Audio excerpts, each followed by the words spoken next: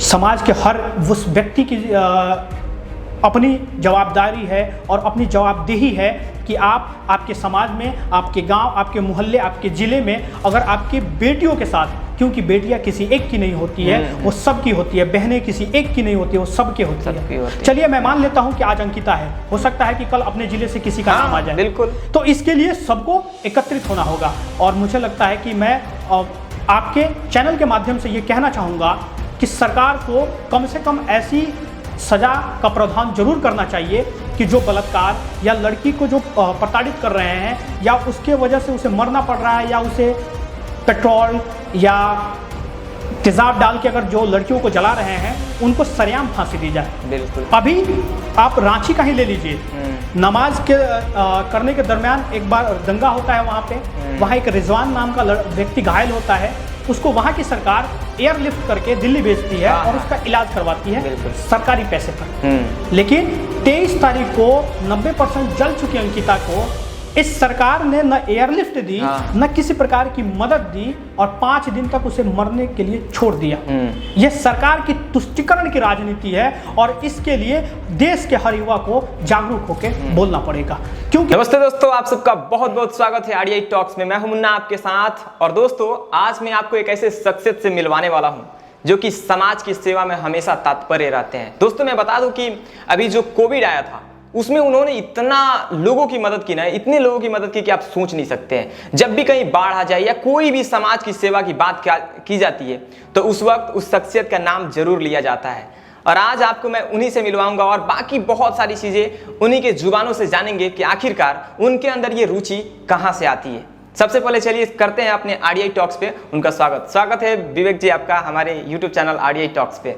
स्वागत है आपका और आपके व्यूवर्स का, मुझे समय देने के लिए आपके अपने चैनल पे, इसके लिए बहुत बहुत आभार। और विवेक जी, आज आपसे मिलके बहुत अच्छा लग रहा है मुझे, क्योंकि जो समाज के लिए जो इंसान काम करता है ना, उसके अंदर इंसानियत, उसके अंदर ईमानदारी बहुत ज़्यादा कुट के भरी होती है। आज मैं आपसे कुछ सवाल करूंगा, कुछ ऐसे बातें जानूंगा कि जो समाज में आजकल चल रहा है और उसके बारे में बात करना बहुत ज़्यादा जरूरी है। सबसे पहले ये बताइए मुझे कि आप ये रुचि आपके अंदर कहाँ से आता है, कैसे आता है, मतलब समाज की सेवा करने के लिए?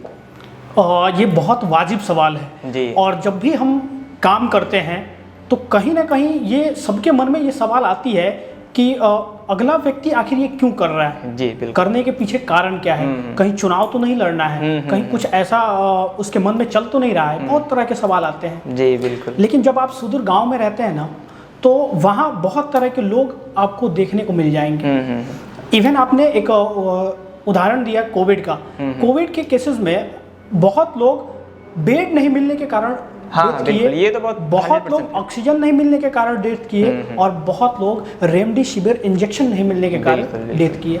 हम लोग क्या किए उस समय, हम लोग को लगा कि हम लोग ये काम इजीली रूप से कर सकते हैं। हमने इनिशिएटिव लिया और हमने उस काम को करने का संकल्प लिया और यही है, मुझे लगता है कि प्रेरणा का स्रोत यही मैंने कोविड में, जहाँ तक मैं आपको जानता हूँ, कोविड में मैंने बहुत सारी चीज़ों को देखा आपके थ्रू जो हो रहा था। मुझे भी एक बार ब्लड की ज़रूरत पड़ा था मेरे दोस्त को, तो आपके थ्रू वो एडजस्ट कराया गया था। तो मतलब ये ब्लड का भी उतना, मतलब आपकी वजह से बहुत लोगों की जान बची हुई है। आपको कैसा महसूस होता है अभी ये जान के, आपको सोच के? देखिए, यही चीज़ हमें आत्मबल देती है किसी भी काम को आगे करने के लिए। सबसे पहले इसका श्रेय मैं अकेले नहीं लूंगा। टीम में उस समय हम लोग 4 लोग थे, जिसमें धनु प्रताप सिंह, शिवम तिवारी, विपुल चौबे और मैं विवेक पाठक।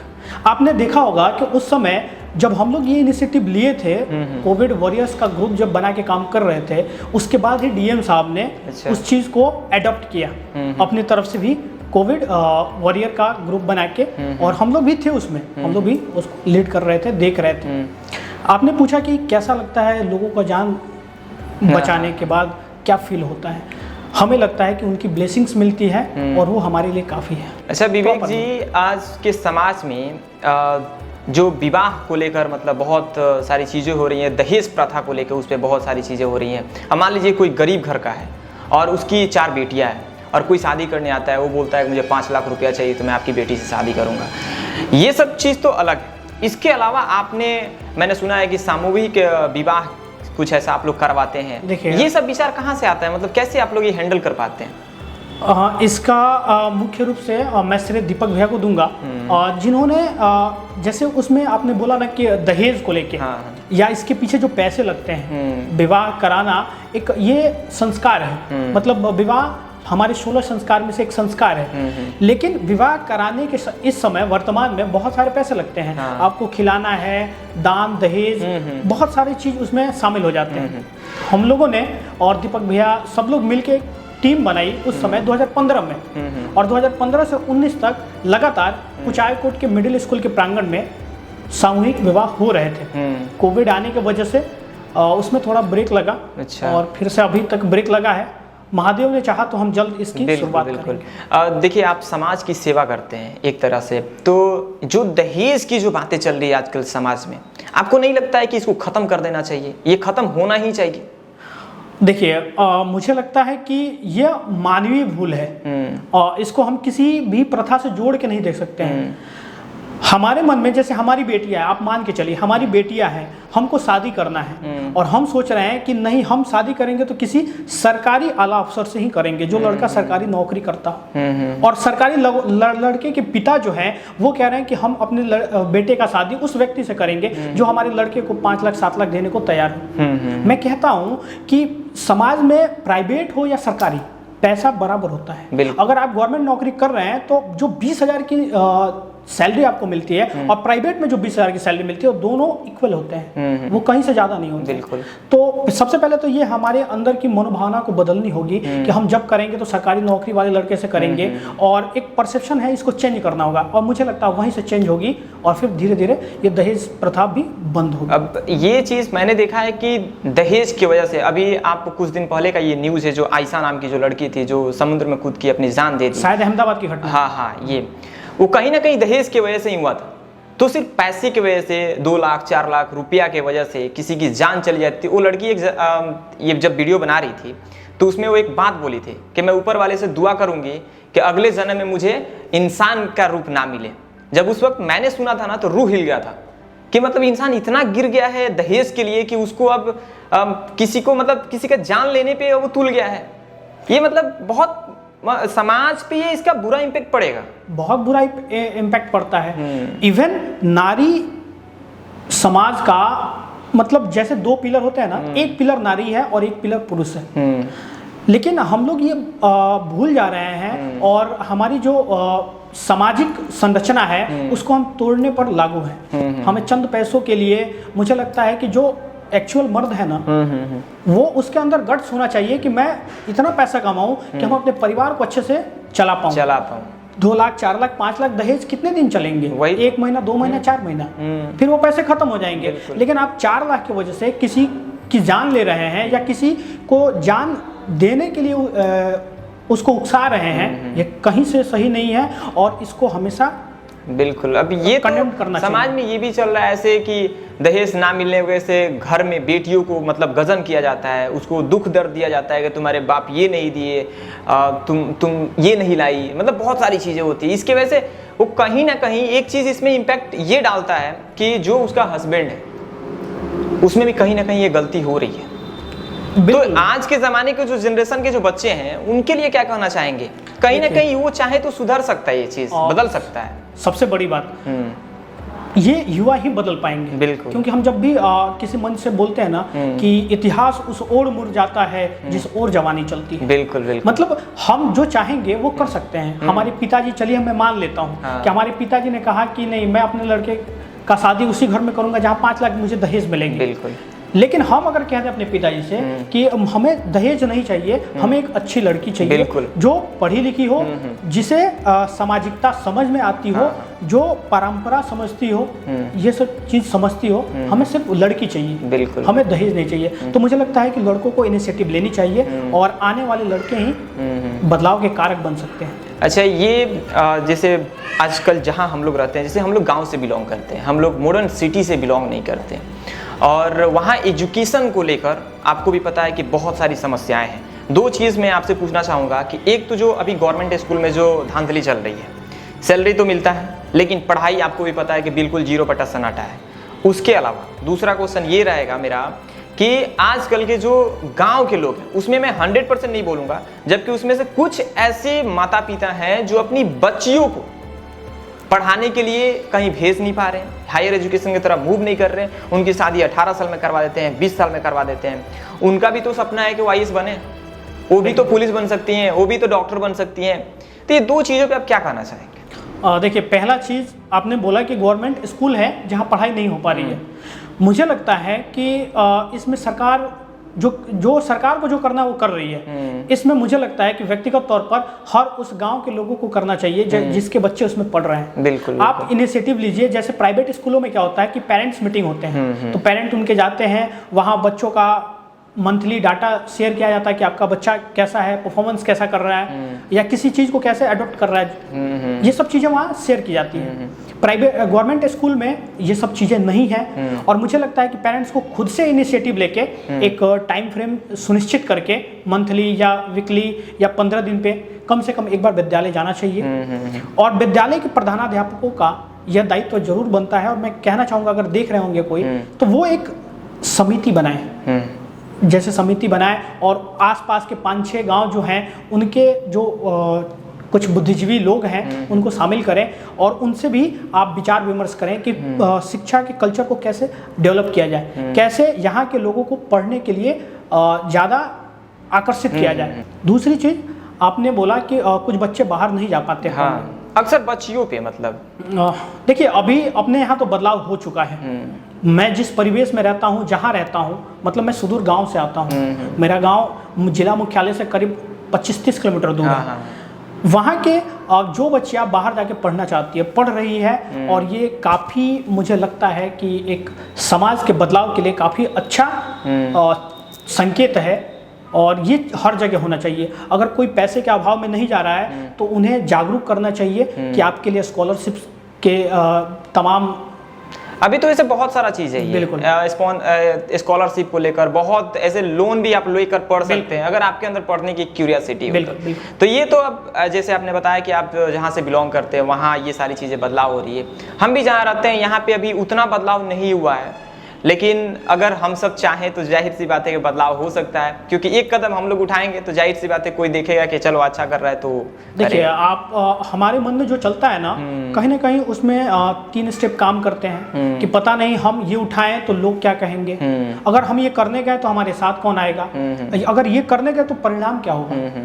हमें ये सब की चिंता नहीं करनी है। गीता में भगवान कृष्ण ने कहा है कि आपका अधिकार है सिर्फ कर्म करना।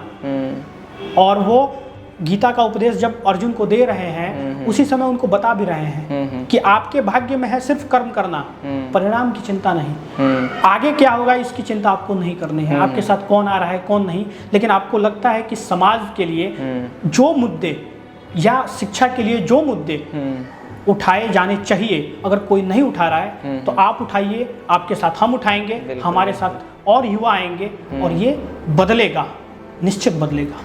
विवेक जी, ये सब जो समाज की बातें हैं ना, ये बहुत ज़रूरी है बातें करना, और ये समाज को दिखाना कि ये कमी है, इसको सुधारना, ये भी बहुत ज़्यादा ज़रूरी है। लेकिन आज जो समाज की सबसे बड़ी जो मुद्दा है उस पे मैं आज आपसे जानना चाहूँगा, जो आजकल रेप हो रहा है।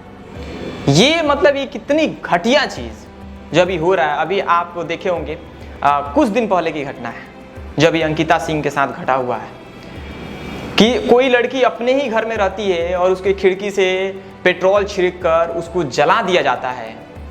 और जब उस बंदे को जिसने ये कार्य किया है उसको जब गिरफ्तार किया जाता है तो जब उसके हाथ में हथकड़ी लगी हुई है लेकिन उसके चेहरे पे मुस्कान है, जबकि उसके चेहरे पे खौफ होनी चाहिए, डर होनी चाहिए, लेकिन वो बिल्कुल 1% नहीं दिख रहा था। ऐसा क्यों?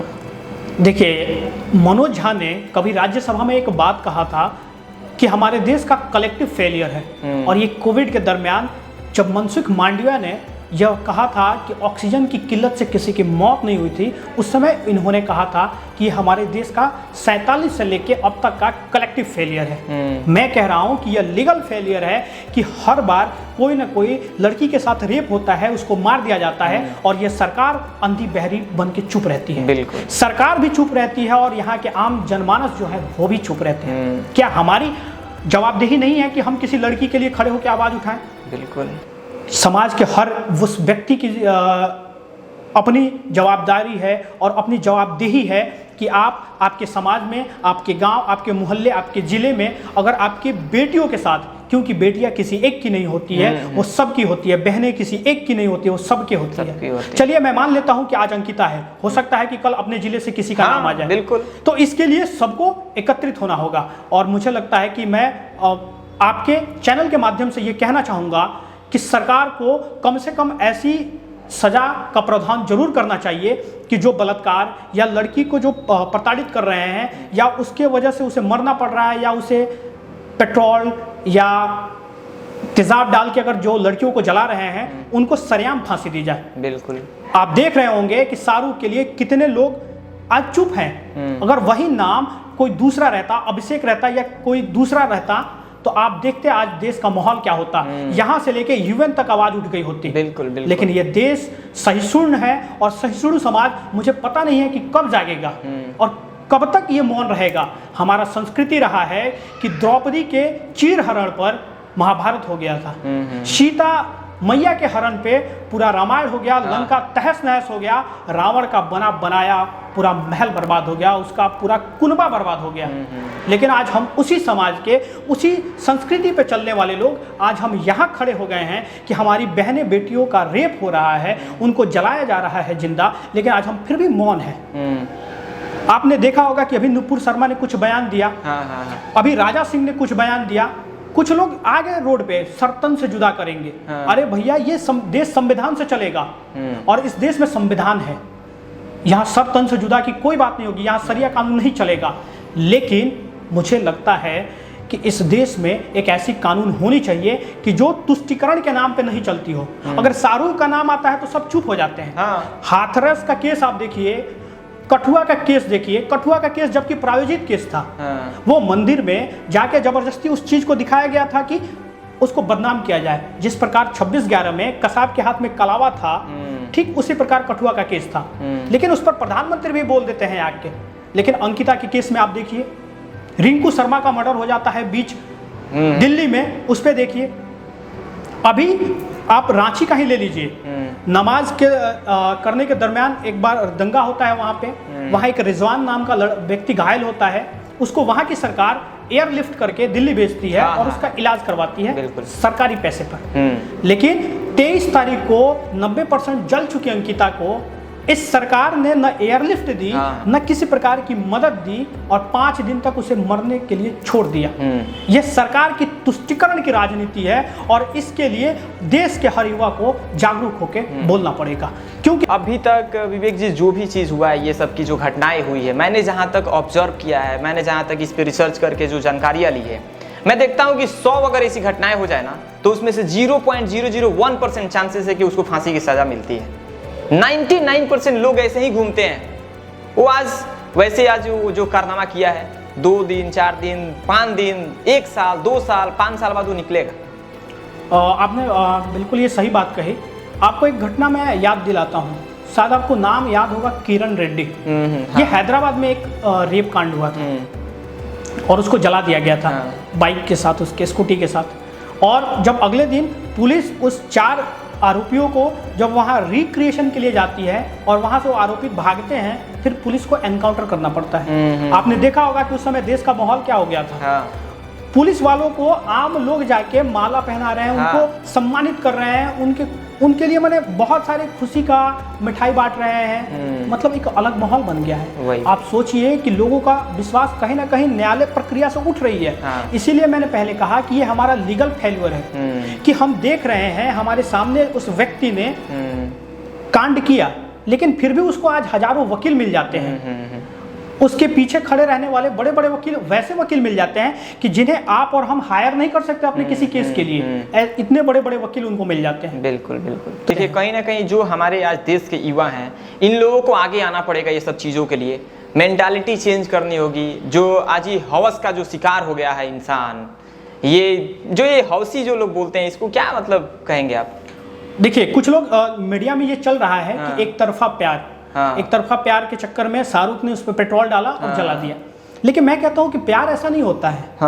प्यार के मायने को आपने समझा ही नहीं। मैं बिहार के एक उदाहरण देता हूँ एक व्यक्ति का कि जिन्होंने प्यार के लिए क्या कर दिया। आपने दशरथ माझी का नाम सुना होगा, जिसमें नवाजुद्दीन सिद्दीकी ने एक फिल्म भी किया था, माझी द माउंटेन मैन। उस व्यक्ति ने, उसकी पत्नी जब ऊपर पहाड़ से गिर के मर जाती है तो उस पहाड़ को वो पूरा उसका सीना चीर के एक रास्ता बना देता है कि आइंदा से आगे से किसी दूसरी की पत्नी या बेटी को इस प्रकार का शिकार न होना पड़े। कि आप प्यार के नाम पे किसी को और किसी का रेप कर दें, किसी को जिंदा जला दें, किसी के शरीर पे तेजाब फेंक दें। सबका इस देश में इंडिविजुअल अधिकार है। अगर वो आपसे बात नहीं करना चाहती है तो आप क्यों फोर्स करने जा रहे हैं? फोर्स करेंगे, जाहिर सी बात, आपका अधिकार नहीं है फोर्स करने का। बिल्कुल। अगर आपको बात करने का इतना ही शौक है तो आप अपने घर में ही बात करिए।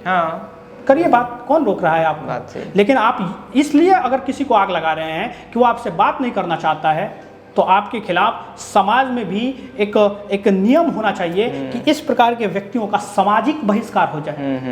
गांव से ही नहीं, उनका सामाजिक बहिष्कार करिए, उनसे लेना देना सब कुछ बंद करिए, तब जाके मुझे लगता है कि बदलाव होगा और निश्चित होगा। क्या कहना चाहेंगे मेरे चैनल के माध्यम से? देखिए, मैंने आपको बुलाया इसलिए, मैं यहाँ पे वैसे लोग को बुलाता हूँ जिनके अंदर एक ऐसी फैक्ट चीज छुपा हुआ है, आपके अंदर सच बोलने की क्षमता है। क्योंकि मेरे चैनल के माध्यम से मैं ये दिखाना चाहता हूँ कि जो रियलिटी बातें हैं उसको समाज के सामने मैं लेकर आऊँ। तो आज रियलिटी चैनल के माध्यम से आप क्या संदेश देना चाहेंगे पूरे जनता को और पूरे भारत को? देखिए, मेरा मकसद यही है, चाहे आप इंडिविजुअल कैपेसिटी में आप चैनल चला रहे हो या मीडिया के माध्यम से चला रहे हो, आपका दो ही जरिया हो सकता है, या तो इंडिविजुअल कैपेसिटी या मीडिया। आज जो मीडिया, देखिए मुझे माफ करिएगा, मैं थोड़ा सा कड़क शब्दों का प्रयोग कर रहा हूँ। आजकल वो लोग माइक लेके निकल पड़े हैं रोडों पर जिनको ना तो शब्दों पर कमांड है, न व्याकरण की उन्हें समझ है। हिंदी व्याकरण, इंग्लिश व्याकरण मुझे लगता है वो उनको पता होगा। लेकिन आप जब किसी से बात करने जा रहे हैं तो आप तो हिंदी में बात कर रहे हैं।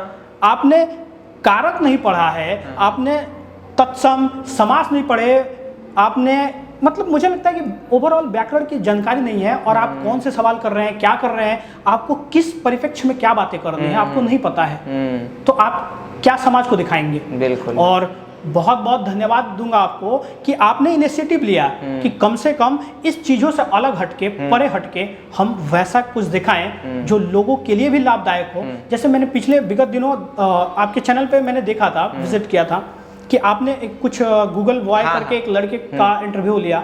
वो लड़का का वीडियो काफी चला और मुझे लगता है कि लाखों लोग इंस्पायर हुए होंगे उस वीडियो से कि आप उनके बच्चे वैसे दिखें। तो ये चीज आपके यहाँ के परिवेश में आपको सबसे अलग खड़ी करती है। और मेरा आशा और विश्वास है, और मैं आपके व्यूअर से भी ये अपील करना चाहूँगा कि आपको सपोर्ट करें, क्योंकि आप एक अलग पथ का निर्माण कर रहे हैं। थोड़ा कठिन रास्ता है, लेकिन मुझे लगता है कि दूरगामी परिणाम इसके बहुत अच्छे मिलेंगे। अग्रिम शुभकामनाएं विवेक जी, मैं आपको वेरी थैंक यू। एक बात मैं आपको बताना चाहूँगा, ये जो मेरा RDI है ना, रियलिटी देखो इंडिया, मैं आपसे बता रहा हूँ ऑन रिकॉर्ड कि मेरा जो मकसद है ना, कि ग्राउंड लेवल की जितनी हकीकत बातें हैं, जितनी सच्चाई है जिस पे लोग बात करने से डर जाते हैं, मुन्ना पंडित ये ऑन रिकॉर्ड बोल रहा है कि कभी नहीं डरेगा। और वो हर हकीकत इंडिया के सामने लाकर मुझे रखनी है, चाहे हकीकत जैसा भी हो, और उसकी वजह से बदलाव होनी ही चाहिए। जैसे दहेज प्रथा भी मैंने बात किया, दहेज खत्म होना ही चाहिए। आज नहीं, कल नहीं, 2 साल बाद, 10 साल बाद खत्म होना ही चाहिए। और ये खत्म करेंगे हम सब मिलकर। बिल्कुल। देखिए, ये जज्बा होना चाहिए।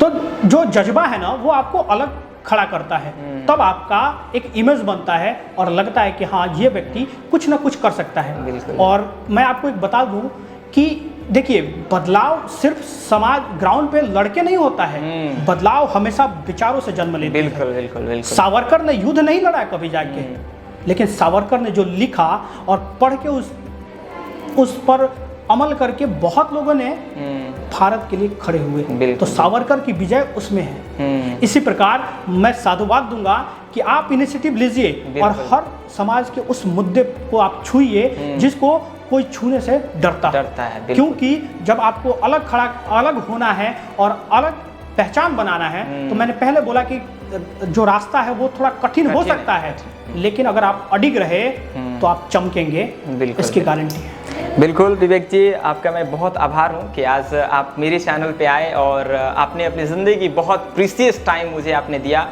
जो आज के ज़माने में एक एक मिनट बहुत इंपॉर्टेंट है, लेकिन आपने जो आज मुझे 1 घंटे दिया, इसके लिए मैं आपको तहे दिल से शुक्रिया बोलता हूँ। और मैं दुआ करूँगा कि आप भी बहुत आगे जाइए और हम सब मिलकर समाज के लिए एक अलग बदलाव करें। बिल्कुल, अगर आपको कहीं भी मेरी आवश्यकता पड़ी तो मैं आपके लिए निश्चित खड़ा रहूँगा, क्योंकि आपकी जो आगे की मनसा है मुझे स्पष्ट नज़र आ रही है। इसके लिए मैं भी आपके साथ पीछे आपके कंधे से कंधे मिला के खड़ा रहूँगा। इसके लिए बहुत बहुत धन्यवाद। और दोस्तों मैं बताऊं, विवेक जी से जो आज मीटअप हुआ, ये कैसा लगा आप लोग जरूर कमेंट बॉक्स में कमेंट कीजिएगा। और आपके अगर आप जहां भी रहते हैं, अगर उसके आसपास कोई ऐसा चीज़ है जो दिखाना बहुत ज़्यादा जरूरी है समाज के लिए, तो आप लोग कमेंट बॉक्स में जरूर कमेंट कर सकते हैं, या तो मेरा ईमेल दिया होगा, आप उस पर ईमेल करके मुझे संपर्क कर सकते हैं। बाकी वीडियो कैसा लगा आप लोग जरूर कमेंट में बताइएगा। Thank you so much for watching this video. Will be back in next video.